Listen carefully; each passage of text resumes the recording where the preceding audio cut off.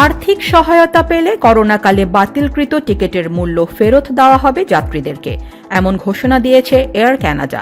Global নিউজকে দেয়া এক প্রতিক্রিয়ায় অর্থ মন্ত্রণালয়ের কর্মকর্তা জানান, আর্থিক সহায়তার বিষয়ে ইতিমধ্যে আলোচনা শুরু করেছেন তারা, তবে সরকার এখনও চূড়ান্ত সিদ্ধান্ত নেয়নি বলে জানিয়েছেন এয়ার কানাডার মুখপাত্র Peter Fitzpatrick.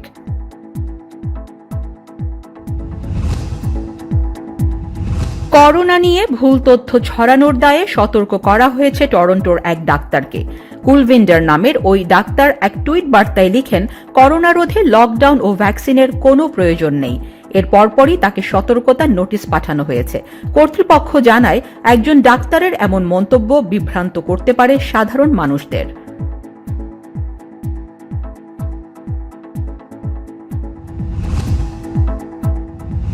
Johnson and জনসনের corona ভাইরাসের ভ্যাকসিনের অনুমোদন এখন সময়ের ব্যাপার মাত্র। এক সংবাদ সম্মেলনে এমনটি জানিয়েছেন কানাডার স্বাস্থ্য বিভাগের শীর্ষ কর্মকর্তা ডাক্তার মার্ক বার্দিওমি।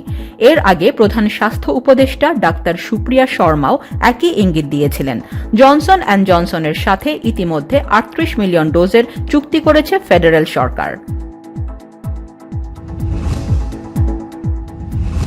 কানাডা রেভিনিউ এজেন্সির সাইট ব্যবহারে এখনও হয়রানি পোহাতে হচ্ছে গ্রাহকদের। এ নিয়ে ক্ষোভ প্রকাশ করেছেন তারা। তবে আয়কর বিভাগ বলছে, কিছু অ্যাকাউন্টের নিরাপত্তায় নেওয়া পদক্ষেপের কারণে এই সমস্যার সৃষ্টি হয়েছে। তবে শিগগিরই পরিস্থিতি স্বাভাবিক হবে বলে আশা আয়কর কর্মকর্তাদের।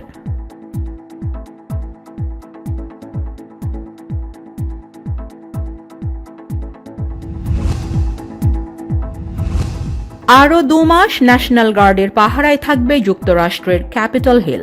বার্তা সংস্থা এপিকে এ তথ্য জানিয়েছেন পেন্টাগনের এক সামরিক কর্মকর্তা।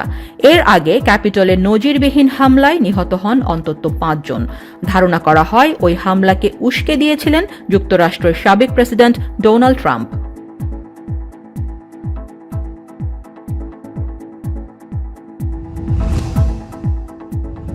যুক্তরাষ্ট্রে রাজনৈতিক বিজ্ঞাপনে সাময়িক নিষেধাজ্ঞা বৃহস্পতিবার থেকে তুলে নেয়ার ঘোষণা দিয়েছে ফেসবুক। এর আগে কয়েক মাস ধরে রাজনৈতিক, ইলেকটোরাল এবং সামাজিক বিজ্ঞাপন বন্ধ রেখেছিল ফেসবুক। এছাড়া ডিসেম্বরে রাজনৈতিক বিজ্ঞাপনে নিষেধাজ্ঞা তুলে নেয় গুগল। কিন্তু 6 জানুয়ারি ক্যাপিটলে ট্রাম্প সমর্থকদের হামলার পর পুনরায় নিষেধাজ্ঞা দেয় প্রতিষ্ঠানটি।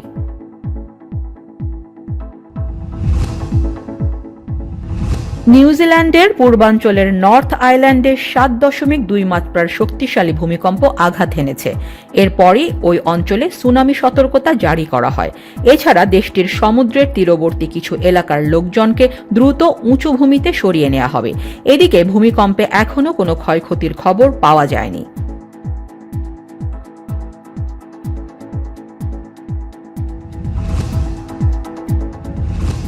বিশ্বে উৎপাদিত খাদ্যপণ্যের 17% অপচয় হয়, যার মোট পরিমাণ 1 বিলিয়ন মেট্রিক টনেরও বেশি।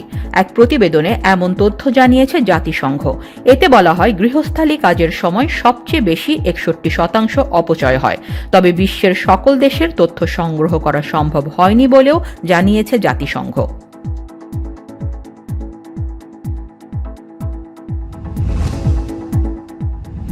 করোনা ভাইরাসের ভ্যাকসিন নিয়েছেন প্রধানমন্ত্রী শেখ হাসিনা।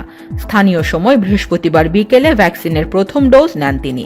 স্বাস্থ্য সুরক্ষা নিশ্চিত করতে প্রধানমন্ত্রী দেশবাসীকে মাস্ক পরা এবং স্বাস্থ্যবিধি মেনে চলার পরামর্শ দেন। এ পর্যন্ত 35,81,000-এরও বেশি মানুষ করোনা ভ্যাকসিনের প্রথম ডোজ নিয়েছেন।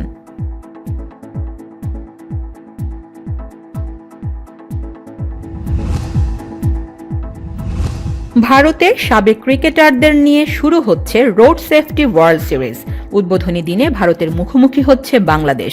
ভারতের হয়ে খেলবেন সচিন টেন্ডুলকার, মোহাম্মদ কাইফ, ইরফান পাঠানের মতো ক্রিকেটাররা। অন্যদিকে বাংলাদেশ দলে আছেন মোহাম্মদ রফিক, খালেদ মাহমুদ সুজন সহ সাবেক তারকা ক্রিকেটাররা।